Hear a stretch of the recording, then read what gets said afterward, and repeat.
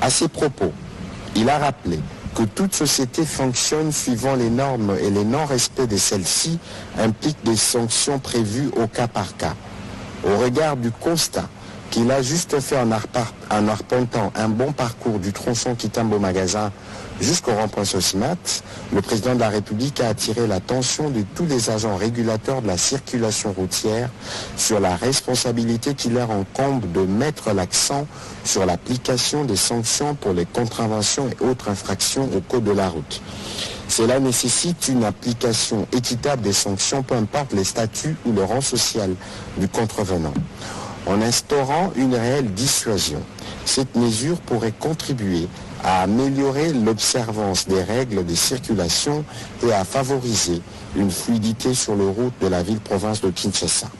Par ailleurs, il a souligné l'importance de veiller aux conditions de travail des policiers qui ont été commis à cette tâche. Celles-ci devraient être améliorées.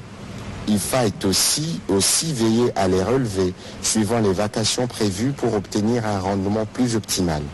Ici, en outre, de veiller à ce que les effectifs de ces policiers soient suffisants pour réussir le pari de la gestion de ces embouteillages. Le président de la République a insisté pour que les policiers commis à la sécurité des particuliers, qui ne sont ni des institutions, encore moins des hautes personnalités, soient tous rappelés pour servir à leur fonction initiale et essentielle. Ainsi, il a enjoint le vice-premier ministre, ministre de l'Intérieur, ainsi que le vice-premier ministre, ministre de Transport et le gouverneur de la ville de Kinshasa à sensibiliser tous les services concernés à veiller à l'application stricte des mesures prises pour lutter contre les embouteillages et son dérapage. Au demeurant, le président de la République a invité les autorités initiatrices de ces mesures de décongestionnement routier d'améliorer l'initiative pour rendre la circulation plus facile et plus aisée.